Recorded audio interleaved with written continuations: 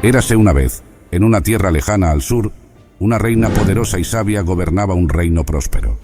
Era conocida como la reina de Saba.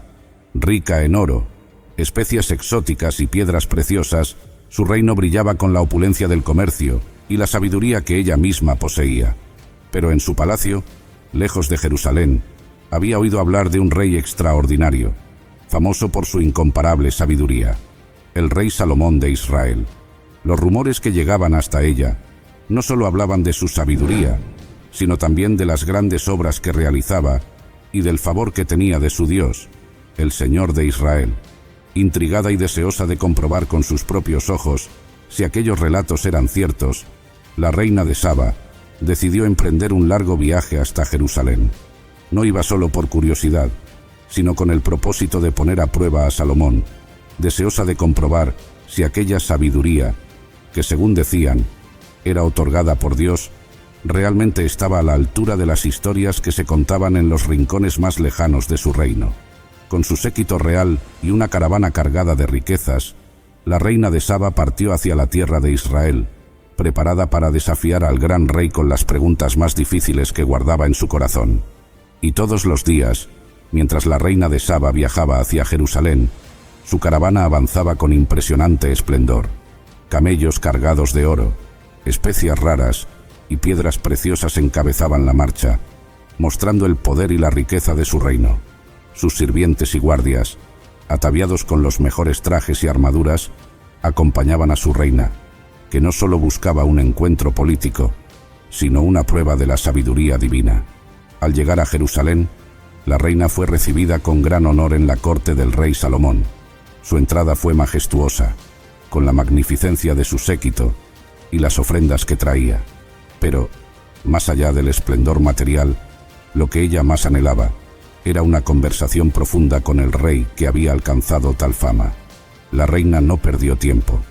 Inmediatamente planteó a Salomón todas las preguntas que guardaba en su corazón, interrogantes difíciles, misterios que había acumulado a lo largo de su vida, deseosa de encontrar respuestas. Salomón, con la sabiduría que Dios le había otorgado, respondió cada una de ellas con calma y precisión. No había pregunta demasiado complicada ni asunto demasiado oculto para él. La reina observaba a Salomón con creciente admiración, no solo por su inteligencia, sino por la claridad y la paz con la que hablaba. Durante este tiempo, la reina de Saba, acostumbrada a la riqueza y al poder, comenzó a comprender que había algo más grande que la simple grandeza terrenal en el reino de Salomón. Una sabiduría que parecía provenir de lo alto, de Dios mismo. Hasta que un día, después de haber planteado todas sus preguntas, la reina de Saba quedó completamente asombrada por Salomón. El rey no solo había respondido cada una de sus interrogantes con una sabiduría que superaba cualquier expectativa, sino que todo lo que veía en su reino la dejaba sin aliento. Al recorrer el palacio, la reina observó la grandeza de su estructura, la riqueza de los materiales y el esplendor de cada rincón. Los banquetes que se servían en la mesa del rey eran deslumbrantes, con alimentos abundantes y delicados preparados con sumo cuidado. Los sirvientes de Salomón, impecablemente organizados, se movían con una disciplina y armonía que no había visto en ninguna otra corte.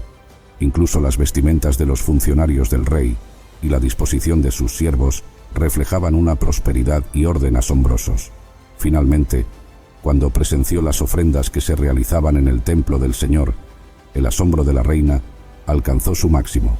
La reverencia y devoción con la que Salomón honraba a su Dios, junto con la magnitud de las ceremonias, revelaban una conexión profunda con lo divino. En ese momento, la reina de Saba comprendió que no se trataba solo de la riqueza o el poder terrenal de Salomón, sino de una sabiduría y bendición que venían directamente de Dios. Este encuentro transformó su visión por completo. Había venido con la intención de probar a Salomón, pero fue ella quien terminó asombrada y conmovida por la grandeza que Dios había derramado sobre él y su reino.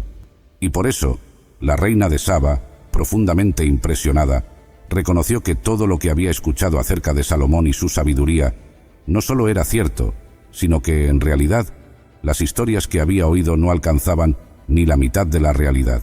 Se dirigió a Salomón y confesó: «Verdaderamente, Era cierto lo que oí en mi tierra acerca de tus palabras y de tu sabiduría, pero no creía lo que decían, hasta que vine y mis ojos lo vieron. Y he aquí, ni aun la mitad me había sido dicha. Tu sabiduría y tus bienes sobrepasan la fama que yo había oído. Al ver todo lo que rodeaba a Salomón, la reina comprendió que su riqueza y esplendor eran solo un reflejo exterior de algo mucho más profundo, la bendición de Dios sobre su vida. La reina reconoció que la verdadera grandeza de Salomón no residía en su riqueza, sino en la sabiduría divina que él encarnaba y en la justicia con la que gobernaba su reino. Además, añadió que aquellos que rodeaban a Salomón, sus siervos y oficiales, eran bienaventurados. Dichosos tus hombres, dichosos estos siervos tuyos, que están siempre delante de ti y oyen tu sabiduría, dijo la reina. Reconoció que aquellos que servían a Salomón y vivían en su presencia eran afortunados, pues tenían el privilegio de ser testigos de su sabiduría día tras día. Este reconocimiento no solo ensalzaba a Salomón, sino que elevaba a Dios, quien había otorgado esa sabiduría y prosperidad a su siervo, y cuya mano guiaba a Israel en ese tiempo de paz y abundancia. Hasta que finalmente, la reina de Saba, profundamente conmovida por todo lo que había visto y escuchado, no solo elogió a Salomón, sino que alabó al Dios de Israel. En su asombro exclamó: «Bendito sea el Señor tu Dios, que se agradó de ti para ponerte en su trono como rey para el Señor tu Dios». Reconoció que no era simplemente el mérito personal de Salomón lo que lo hacía grande, sino que Dios mismo había puesto su favor sobre él. La reina reconoció que Dios amaba a Israel, y por esa razón había dado a su pueblo un rey tan sabio y justo. Porque tu Dios ama a Israel para afirmar perpetuamente, te ha puesto por rey sobre ellos para que hagas justicia y rectitud, dijo, viendo en Salomón un reflejo de la justicia y el amor de Dios por su pueblo. Como muestra de su admiración y respeto, la reina de Saba ofreció a Salomón regalos extraordinarios, una gran cantidad de oro, especias exóticas y piedras preciosas. Se dice que nunca antes había habido especias tan finas en Jerusalén como las que la reina de Saba trajo consigo. Estos tesoros no eran solo un gesto de generosidad, sino un reconocimiento de que el reino de Salomón y su relación con Dios eran dignos de semejante homenaje. Este momento fue el clímax de su encuentro. Una reina extranjera, poderosa y rica, reconocía públicamente la soberanía del Dios de Israel y la justicia de Salomón como su representante en la tierra.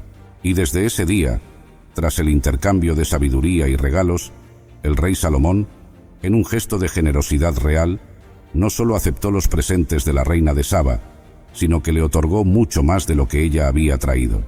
Salomón le dio todo lo que la reina deseaba y pidió, además de los presentes que él había preparado especialmente para ella. El encuentro entre ambos no fue simplemente una transacción de riquezas, sino una expresión del favor y respeto mutuo. En este intercambio, la reina de Saba no solo fue testigo de la grandeza del reino de Israel, sino que también experimentó la abundante generosidad que emanaba de un rey que gobernaba con sabiduría divina. Finalmente, la reina de Saba, satisfecha y admirada, regresó a su tierra junto con su séquito. Volvió a su reino, pero no como la misma persona que había partido. Había presenciado de primera mano la gloria y la sabiduría que Dios había derramado sobre Salomón y sobre Israel. El eco de esta visita se extendería por generaciones, y la reina llevaría consigo no solo tesoros materiales, sino una nueva comprensión del poder de Dios y la justicia en el liderazgo. Desde ese día, el nombre de Salomón y la fama de su sabiduría se esparcieron aún más, llegando a reinos lejanos, y el recuerdo del encuentro con la reina de Saba se convirtió en un símbolo de la unión entre la búsqueda de conocimiento y el reconocimiento del poder divino. La historia de la reina de Saba nos deja una enseñanza profunda sobre la verdadera fuente de sabiduría y bendición. A pesar de su riqueza, poder y conocimiento, la reina de Saba reconoció que lo que hacía a Salomón verdaderamente grande no era solo su intelecto o sus posesiones, sino la sabiduría divina que Dios le había concedido. Esta sabiduría no solo gobernaba su vida personal, sino que dirigía toda su nación en justicia y rectitud. El hecho de que una reina tan poderosa viajara una gran distancia para buscar respuestas y que, al final, reconociera públicamente al Dios de Israel, nos muestra que la sabiduría y la verdad no se limitan a fronteras geográficas ni a riquezas materiales. La reina de Saba, a pesar de toda su gloria terrenal, entendió que la verdadera sabiduría proviene de lo alto y que Dios es quien otorga el discernimiento para gobernar con justicia. Además, esta historia subraya la importancia de un liderazgo basado en los principios de justicia y rectitud divina. Salomón no fue bendecido solo por su propio beneficio, sino para guiar a Israel en el amor y la justicia de Dios.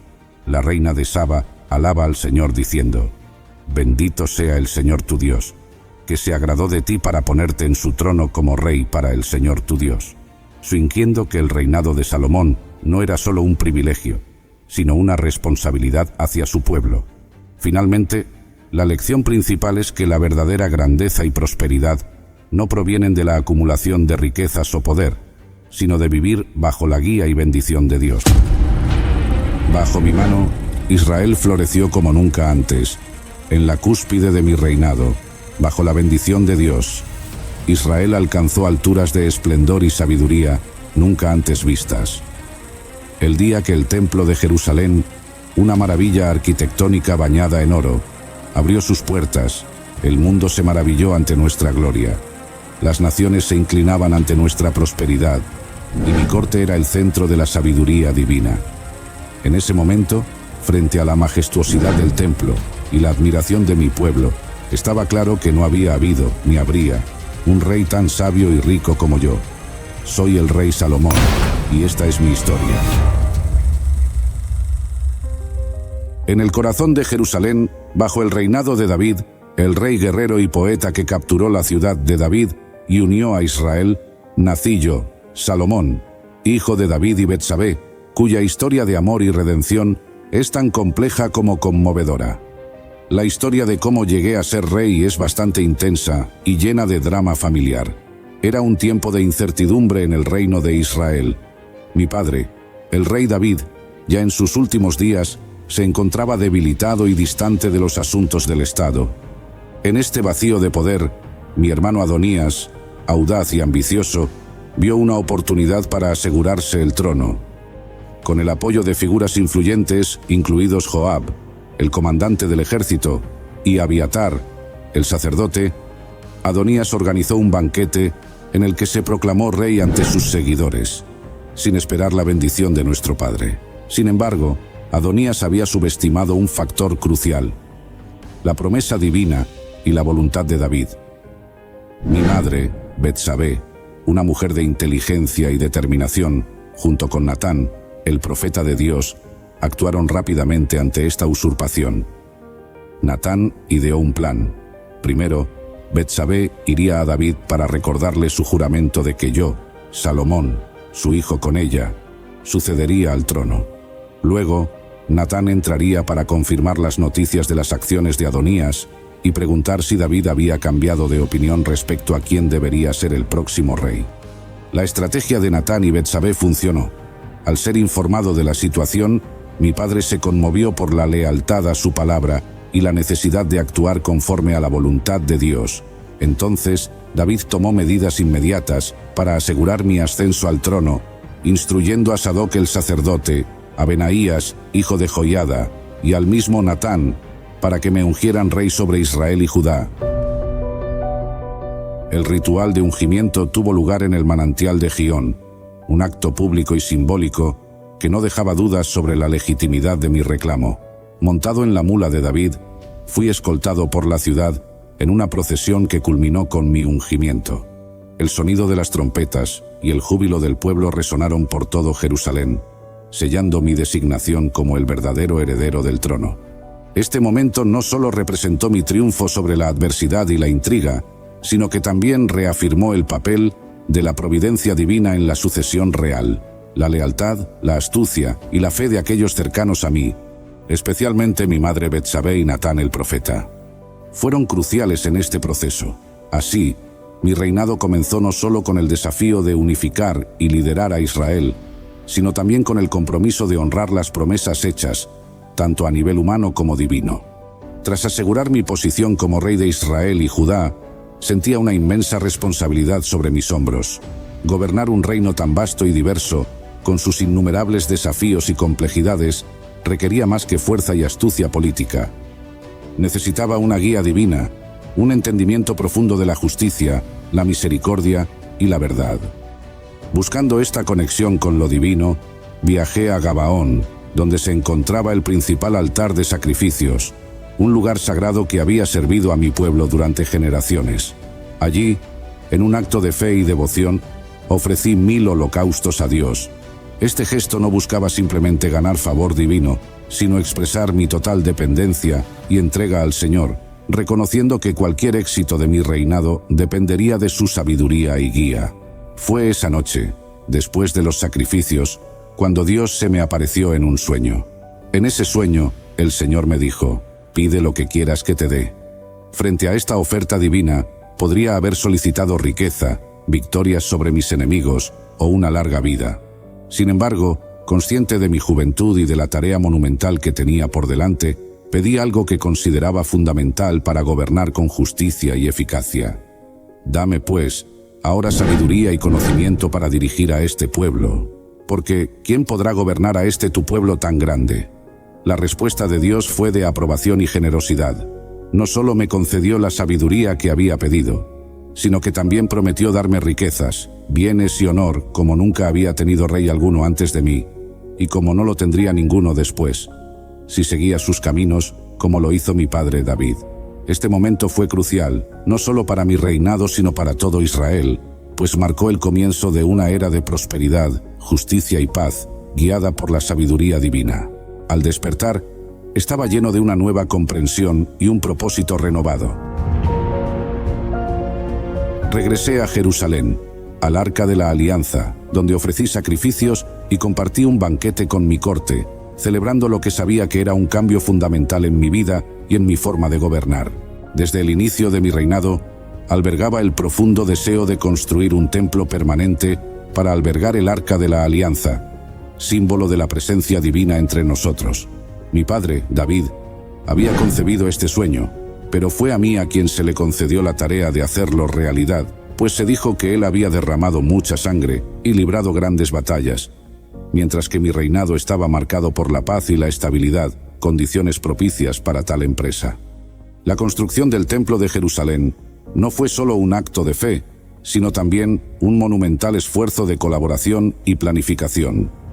Escogí el Monte Moría como el sitio para el templo, un lugar de profunda significancia histórica y espiritual, ya que se creía que era allí donde Abraham había ofrecido a su hijo Isaac a Dios, y donde mi padre había erigido un altar. Para llevar a cabo esta empresa, organicé una extensa fuerza laboral y establecí tratados con Hiram, rey de Tiro, quien me suministró cedro y ciprés del Líbano, así como trabajadores expertos en madera y piedra. El diseño del templo era espléndido, con un gran cuidado puesto en cada detalle, desde el Sancta Sanctorum, que albergaría el arca, hasta los intrincados trabajos en metal y las ricas decoraciones interiores. El templo se erigió no solo como una estructura física, sino como un símbolo de la fe de Israel, la gloria de Dios y mi compromiso con ambos. La construcción tomó 7 años, un periodo durante el cual mi dedicación y los recursos del reino se volcaron en este sagrado proyecto. Al completarse, el templo fue consagrado en una ceremonia solemne, donde el arca fue trasladada a su nuevo hogar entre nubes de incienso y el jubiloso canto de los israelitas, simbolizando la presencia inminente de Dios. Este acto no solo cumplió una promesa divina, sino que también estableció a Jerusalén como el centro espiritual y político de Israel, un lugar donde el pueblo podía venir a adorar y ofrecer sacrificios a Dios. El Templo de Jerusalén se convirtió en el corazón de nuestra nación, un testimonio de nuestra identidad como pueblo de Dios y de mi propio legado como un rey que buscó ante todo la cercanía con lo divino.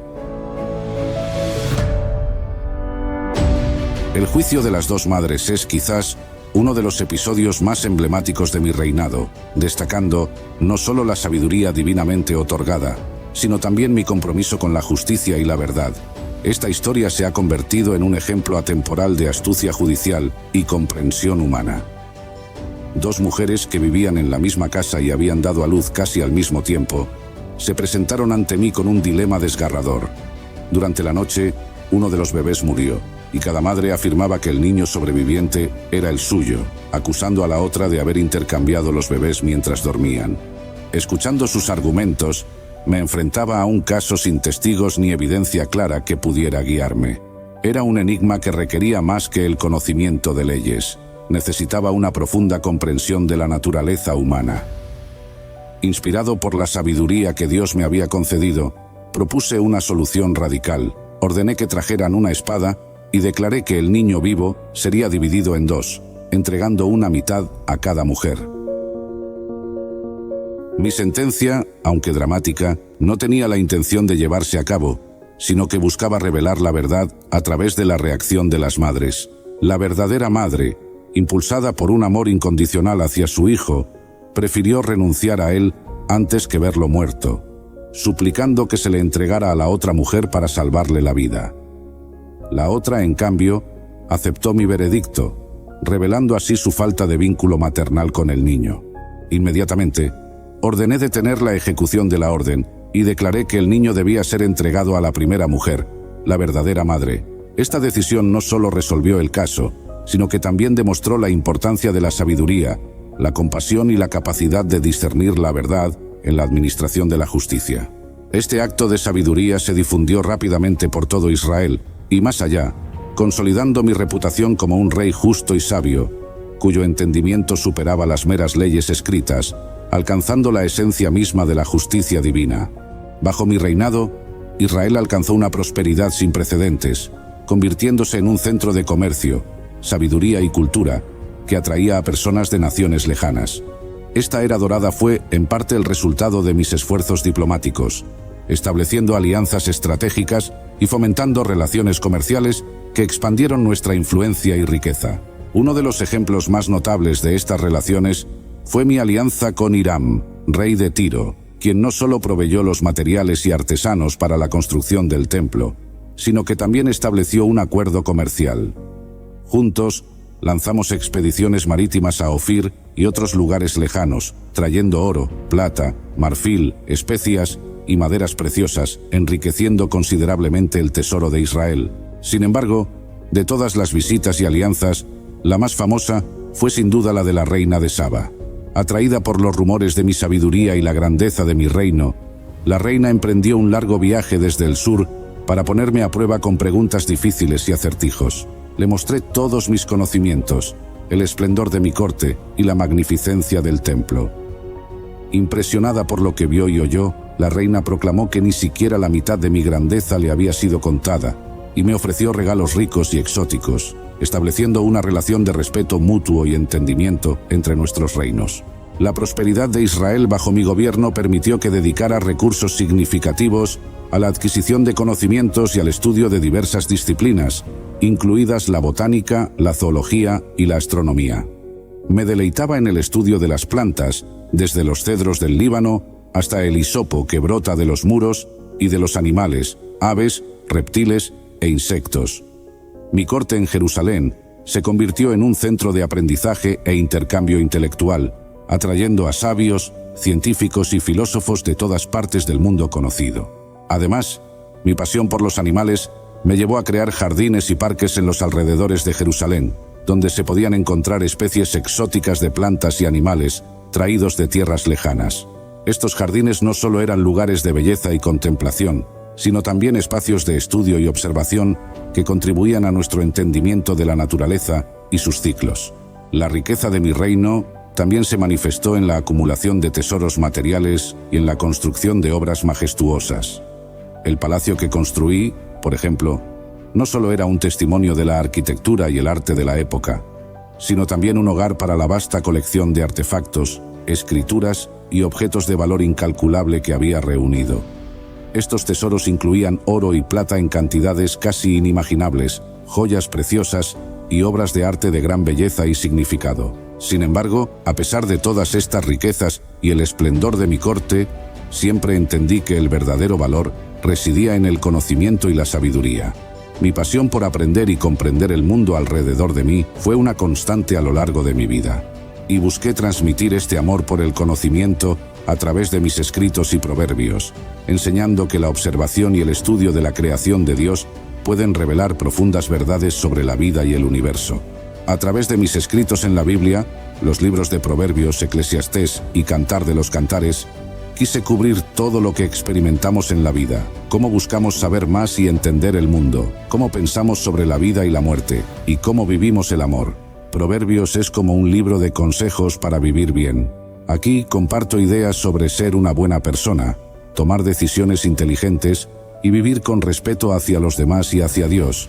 Es una guía tanto para quien apenas está empezando a encontrar su camino, como para quien ya tiene experiencia y busca mantenerse en el buen camino. Eclesiastés es más profundo, donde reflexiono sobre qué significa realmente la vida. Hablo sobre cómo a veces lo que buscamos o lo que hacemos puede parecer sin sentido y cómo lo más importante es encontrar felicidad en las cosas sencillas de cada día, siempre recordando respetar y honrar a Dios. Cantar de los Cantares celebra el amor entre dos personas con poemas hermosos y emotivos. Es un libro que resalta cómo el amor es un regalo maravilloso y nos muestra la capacidad de sentir pasión y cariño profundo hacia otra persona.